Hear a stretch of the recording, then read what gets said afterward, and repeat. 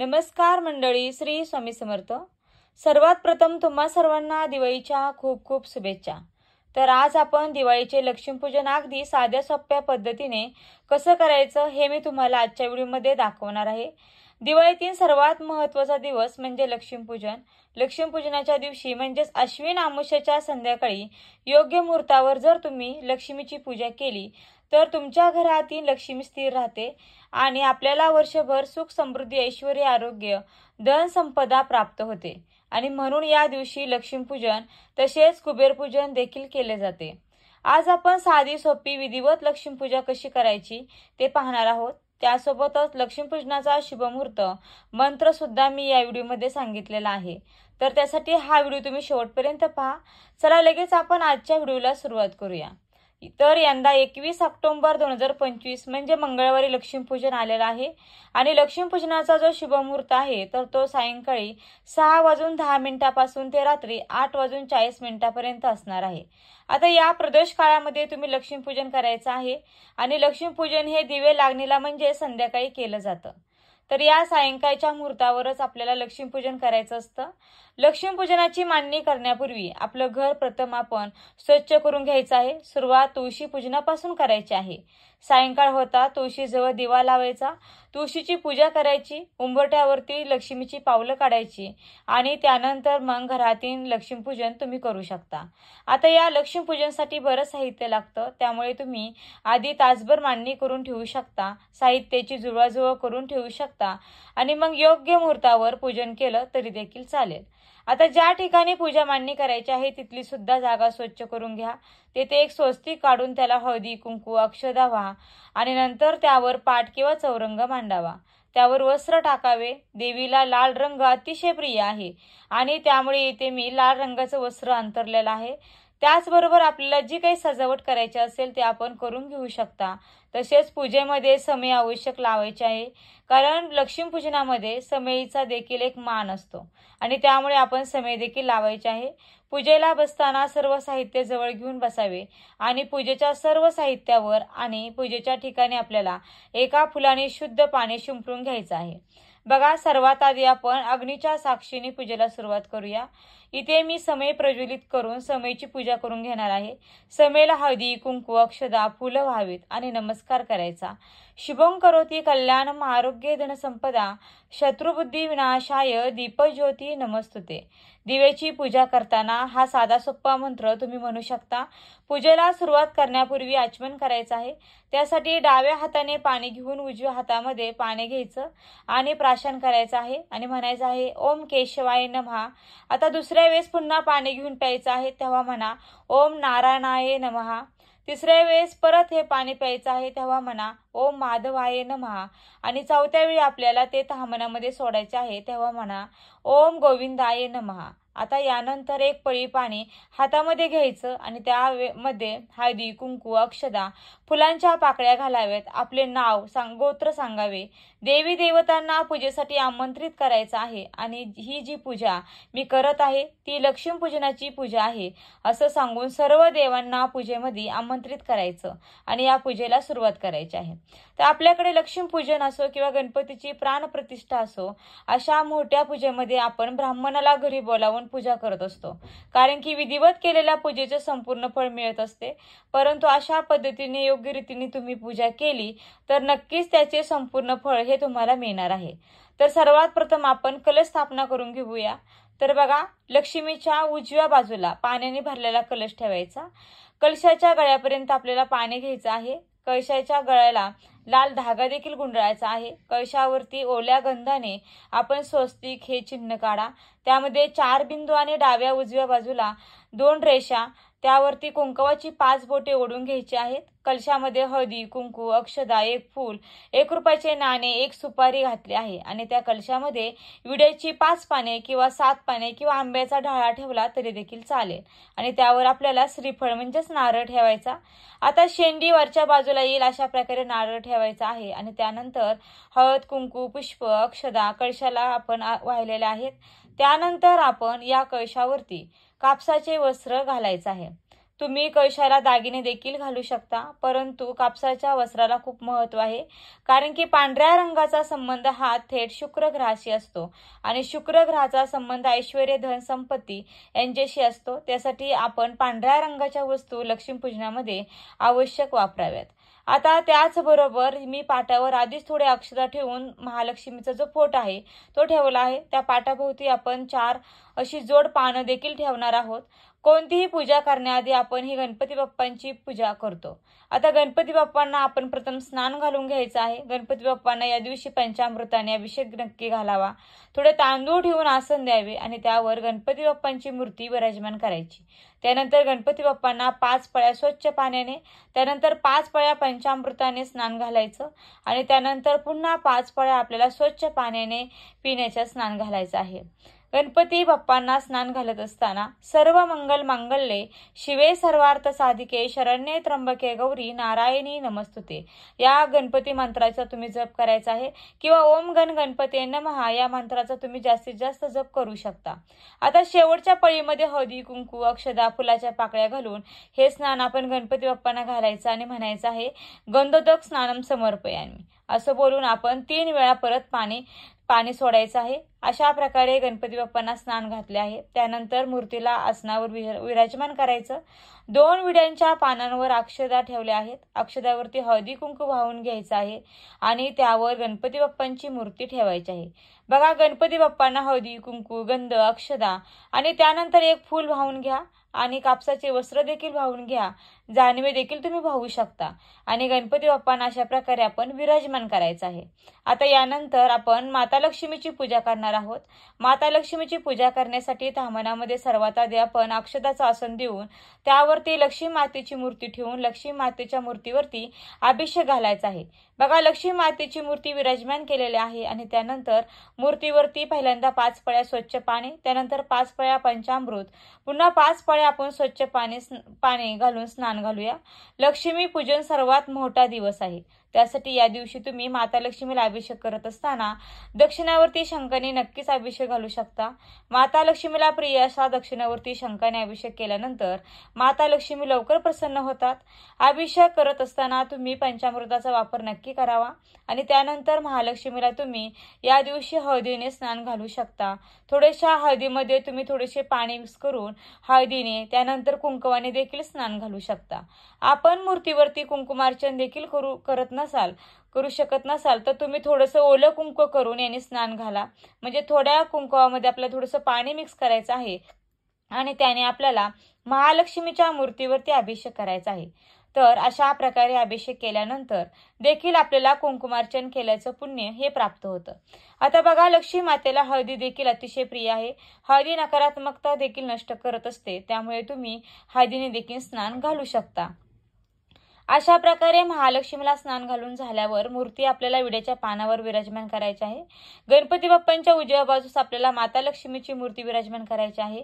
दोन्ही विड्याची पाने ठेवली आहेत, त्यावरती अक्षता ठेवल्या आहेत. अक्षतावरती हळदी कुंकू वाहून घ्यायचं आहे. लक्ष्मीची मूर्ती ठेवायची आहे. माता लक्ष्मीला हळदी कुंकू व्हायचं आहे आणि त्यानंतर कापडाचं वस्त्र देखील आपल्याला घालायचं आहे. आता त्यानंतर एक फूल देखील व्हायचं आहे. अक्षता व्हायच्या आहेत आणि त्यानंतर अगरबत्ती ओवाळून घ्यायची आहे. निरांजन ओवाळून घ्यायचं आहे आणि अशी आपण महालक्ष्मीची पूजा करून घेणार आहोत.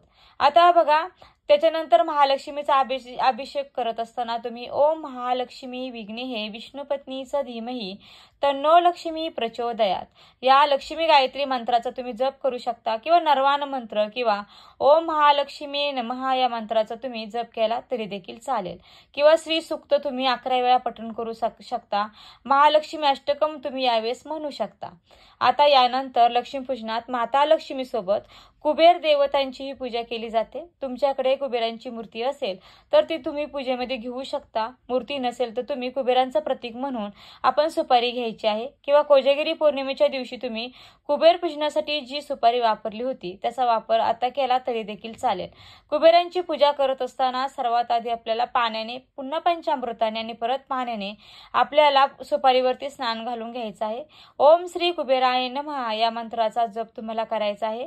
भगवान कुबेरांना स्नान घालून झाल्यानंतर 2 विड्याच्या पानांवर अक्षदा ठेवलेल्या आहेत आणि त्यावर हळदी कुंकू व्हायचं। त्यावर भगवान कुबेरांचं स्वरूप जी सुपारी घेतली होती तिची स्थापना करायची, हळदी कुंकू व्हायचं, कापडाचं वस्त्र व्हायचं आणि त्यानंतर अगरबत्तीने ओवाळून घ्यायचं, अक्षदा व्हायच्या आहेत आणि अशा प्रकारे कुबेर देवतांची पूजा करून घ्यायची आहे। आता त्यानंतर पुन्हा एका तहामनात एक सुपारी घ्यायची आहे। ती सुपारी सर्व देवांचं प्रतीक म्हणून आपल्याला घ्यायची आहे। बघा, ही सुपारी सर्व देवांची म्हणून घेतली आहे। यावरती सुद्धा आपल्याला पाण्याने पंचामृताने अभिषेक करून ती सुद्धा आपण विड्याच्या पानावर स्थापन करणार आहोत। यावेळी अभिषेक करताना आपण आपल्या कुलदेवतेचे स्मरण करायचं आहे।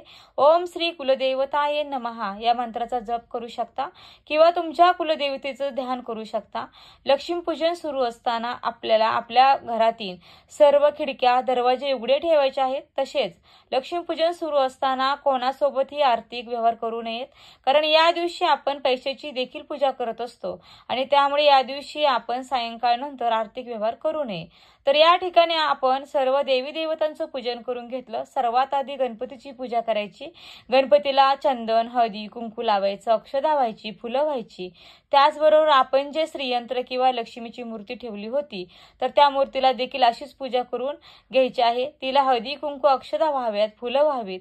त्यानंतर धनाची देवता कुबेरांची देखील आपल्याला पूजा करून घ्यायची। त्यांना देखील हळदी कुंकू, अक्षदा, फुले व्हावीत आणि त्याचबरोबर आपण जी सर्व देवांची सुपारी ठेवली होती तिची देखील पूजा करून घ्यायची। चंदन, हळदी कुंकू लावायचं, अक्षदा आणि फुलं व्हावीत आणि सर्व देवांना अगरबत्ती ओवाळायची।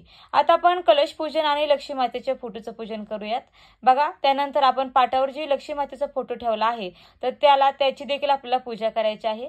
तुम्ही मूर्ती ठेवली असेल किंवा फोटो ठेवला असेल तरी पण चालेल। पाटावर थोडे अक्षदा ठेवून मी अगोदरच लक्ष्मी मातेचा फोटो ठेवला आहे आणि त्या फोटोवरती लाल चुनरी देखील ठेवलेली आहे। फोटोला हार देखील घातलेला आहे। लक्ष्मीला हळदी कुंकू लावा, अक्षदा व्हा आणि शक्य असल्यास एक लाल फूल अर्पण करा। लक्ष्मी ही विष्णूशिवाय अपूर्ण आहे असं म्हटलं जातं आणि त्यामुळे महालक्ष्मीची पूजा केल्यानंतर आपल्याला विष्णूंचं देखील स्मरण करायचं आहे। महालक्ष्मीची पूजा झाल्यानंतर आपल्याला ओम नमो भगवते वासुदेवाय नमः हा मंत्र 11 वेळा म्हणायचा आहे, कारण जिथे विष्णूंची पूजा केली जाते तिथे माता लक्ष्मी प्रसन्न होते आणि त्यामुळे हा मंत्र आपल्याला म्हणायचा आहे। महालक्ष्मीची पूजा झाल्यानंतर आपण जो मंगल कलश मांडला होता त्या कलशाची पूजा करून घ्यायची। आता बघा, मंगल कलशाला पण आपल्याला हळदी कुंकू लावून, अक्षदा वाहून, फुले व्हावीत। जर तुमच्याकडे महालक्ष्मीचा फोटो नसेल तर तुम्ही बघा, वैभव लक्ष्मीचं जे पुस्तक असतं किंवा गुरुवारचे जे महालक्ष्मीचे पुस्तक असतं आपण मार्गशीर्ष महिन्यातलं, तर ते पुस्तक देखील आपण समोर ठेवू शकतो। त्याच्यावर देखील आपल्याला महालक्ष्मीचा फोटो मिळतो। त्यानंतर आता कवड्याने धान्य आणि केरसुणी यांचं देखील पूजन करूया। तर बघा, लक्ष्मीची सर्वात प्रिय अशी गोष्ट म्हणजे कवड्या। कवड्यांना देखील तुम्ही अभिषेक करून घ्यायचा आहे। श्रीयंत्राला देखील तुम्हाला अभिषेक करून घ्यायचा आहे आणि कवड्या देखील आपण माता लक्ष्मी समोर या दिवशी ठेवायच्या आहेत, म्हणजेच ते अर्पण करायचे आहेत। तुम्ही जर घेतल्या नसतील तर सोने खरेदी करणे तुम्हाला शक्य नसेल तर तुम्ही या दिवशी कवड्या खरेदी करून आणू शकता। त्यानंतर 5, 7, 11 अशा पिवळ्या कवड्या खरेदी करून आणाव्यात। कवड्या देखील इथे बघा मी प्लेटमध्ये ठेवल्या आहेत, त्याचप्रमाणे ठेवायच्या आणि त्यावरती हळदी कुंकू व्हायचं, फुलं व्हायची आणि अशी आपण पूजा करून घेणार आहोत। अभिषेक केलेला हा व्हिडिओ दाखवला तर व्हिडिओ खूप मोठा होईल, त्यासाठी मी हा भाग वगळलेला आहे। यानंतर तुम्हाला सर्वात शेवटी पूजेमध्ये घंटा आणि दक्षिणावरती शंख देखील ठेवायचा आहे। तर घंटा आपल्याला डाव्या हाताला ठेवायचा आहे आणि दक्षिणावरती शंख उजव्या हाताला ठेवावा। तुमच्याकडे जर दक्षिणावरती शंख असेल तर त्याला चंदन अर्पण करायचं आणि हळदी कुंकू आपल्याला घंटीला अर्पण करायचं आहे। दक्षिणावरती शंख पाण्याने भरून ठेवा। तर अशा प्रकारे आपण दोघांची देखील पूजा करून घ्यायची आहे। आता यानंतर 5 किंवा 7 सुगड्यांमध्ये आपण जे काही धान्य आहे तर ते धान्य भरून घ्यायचं आहे आणि त्याची देखील आपल्याला या दिवशी पूजा करायची आहे। आपले हे धन आणि धान्य याची पूजा देखील या दिवशी केलं जातं। यासाठी 5 सुगड्यांमध्ये आपण वेगवेगळ्या प्रकारचे धान्य भरून ठेवू शकता किंवा 5 सुगड्यांमध्ये तुम्ही लाह्या, बत्ताशे किंवा इतर लक्ष्मीच्या प्रिय ज्या वस्तू असतात तर त्या देखील तुम्ही भरून ठेवू शकता आणि याची देखील आपल्याला पूजा करून घ्यायची आहे। तसेच आपण केरसुणी जी लक्ष्मी मानत असतो, त्यामुळे आपण या दिवशी लक्ष्मीपूजनात केरसुणीची पूजा करायची आहे, म्हणजे केरसुणी देखील पूजनामध्ये ठेवायची. त्याबरोबरच आपण एक विड्याचा पानाचा जो विडा आहे, त्यासाठी जोड विड्याच्या पानावरती आपल्याला खारीक, खोबरं, हळकुंड, बदाम, सुपारी हे सर्व ठेवायचं आहे आणि त्यावर सुद्धा हळदी कुंकू अक्षता वाहून एक फूल ठेवायचं आहे. आता धनपूजा करून घेऊया. बघा, लक्ष्मी ही धनदेवता असल्यामुळे या दिवशी आपण पैशाची, सोन्याची, आपले जे काही पासबुक, ATM कार्ड इत्यादीची देखील पूजा करून घ्या. आपली वर्षभराची हिशोबाची वही असेल तर तिची देखील पूजा करा आणि या सर्व गोष्टींवरती हळदी कुंकू अक्षता फुले व्हा. काही ठिकाणी फटाक्याची देखील पूजा केली जाते. तर प्रत्येक भागानुसार थोडीफार पद्धत ही वेगवेगळी असते, त्यामुळे तुम्ही तुमच्या पद्धतीनुसार तुमच्या भागामध्ये जसं केलं जातं त्यानुसार तुम्ही करू शकता आणि ही सर्व पूजा आपण अगदी मनोभावे करायची आहे. या दिवशी आपण घरात कोणतेही वादविवाद, भांडण, कटकट अशा गोष्टी करू नये. तरी मी या ठिकाणी सर्व दागिन्यांची, पैशाची पूजा करून घेतली. बघा, पैसे ठेवत असताना तुम्ही पैसे कितीही ठेवले तरी त्यावर 1 रुपयाचं नाणं आवश्यक ठेवायचं आहे. कारण की 500, 100, 200, 10 रुपये असे कितीही जरी पैसे ठेवले, बंद पैसे ठेवल्यानंतर त्यावर 1 रुपयाचं नाणं ठेवा, तेव्हा या पैशाची पूजा ही पूर्ण होते. तसेच आपण केरसुणीची देखील हळदी कुंकू अक्षता फुलं वाहून पूजा करायची आहे. लक्ष्मीपूजनामध्ये केरसुणी ही अत्यंत महत्त्वाची असते, त्यामुळे तुम्ही छोटी मिळाली तरी आवश्यक घ्या, मात्र याची पूजा आपल्याला या दिवशी करायची असते. आता सर्वात शेवटी आपण नैवेद्य दाखवायचा आहे. पाण्याचा चौकोन करून आपण त्यावर नैवेद्य ठेवणार आहोत. तुमच्या घरामध्ये जो काही दिवाळीचा फराळ बनवला असेल तो तुम्ही सर्व ठेवून द्यायचा आहे इथे पूजेमध्ये. तसेच वेगवेगळ्या प्रकारची मिठाई देखील ठेवू शकता, फळं सुद्धा ठेवायची आहेत. तुम्हाला या पूजेमध्ये अनेक ठिकाणी पुरणपोळीचा देखील नैवेद्य केला जातो, तर आमच्या भागामध्ये देखील पुरणपोळीचा नैवेद्य लक्ष्मीपूजनासाठी केला जातो. नैवेद्याभोवती 3 वेळा पाणी फिरवून घ्या आणि नैवेद्यम समर्पयामी असं म्हणावे. तसेच लाह्या, बत्ताशे, फुटाणे किंवा दुधाच्या खिरीचा किंवा दूध साखरेचा नैवेद्य तुम्ही या दिवशी महालक्ष्मीला दाखवू शकता आणि आपल्याला जो काही आपण फराळ केलेला आहे त्याचा देखील नैवेद्य दाखवायचा आहे. तर आपली ही पूजा आहे तर अशा पद्धतीने करायची आहे. आता माता लक्ष्मीला पांढऱ्या वस्तू खूप प्रिय आहेत, त्यामुळे बत्ताशा आणि लाह्यांचा संबंध थेट शुक्र ग्रहाशी असतो, त्यामुळे लाह्या बत्ताशाचा नैवेद्य दाखवल्याने आपल्या संपूर्ण इच्छा पूर्ण होत असतात. तसेच सर्वात महत्त्वाची गोष्ट म्हणजे आपल्याला या पूजेमध्ये धने देखील पूजन करायचं आहे. तर एका वाटीमध्ये तुम्ही थोडेसे धने घेतलेले आहे आणि याची देखील आपल्याला या पूजेमध्ये पूजा करायची आहे. तुम्ही हे धने बोळक्यात सुद्धा घेऊ शकता. तर अशा धन्याला देखील आपण हळदी कुंकू वाहून त्याची पूजा करून घ्यायची आहे आणि त्यानंतर हे सर्व धने आपण ज्या ज्या वस्तूंची पूजा केलेली आहे तर त्या सर्वांवर व्हावे. सर्व देवाला आपण हे धने व्हावे. या धन्याचे सुद्धा वेगळं महत्त्व आहे. या लक्ष्मीपूजनाच्या दिवशी तसेच या पूजेमध्ये अत्तर सुद्धा सर्व देवांना लावावे.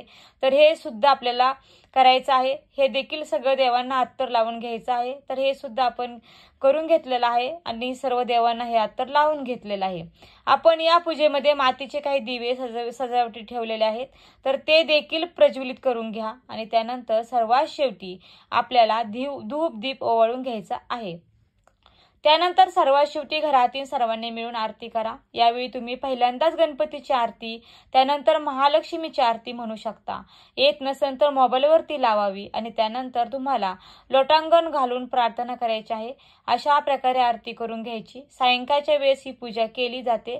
तर अशा योग्य पद्धतीने आणि योग्य वस्तू वापरून तुम्ही ही पूजा नक्की करा आणि त्यानंतर कापरासोबत 4 लवंगा देखील जाळायच्या आहेत. असे केल्याने घरातील नकारात्मकता नष्ट होते, माता लक्ष्मीची प्रसन्नता आपल्या घरावरती राहते. बघा, आरती झाल्यानंतर घरातील सर्व मंडळी नमस्कार करावा, हात जोडून म्हणावे, तुझी पूजा मी अगदी साध्या सोप्या पद्धतीने केली आहे, पण मनोभावे केली आहे.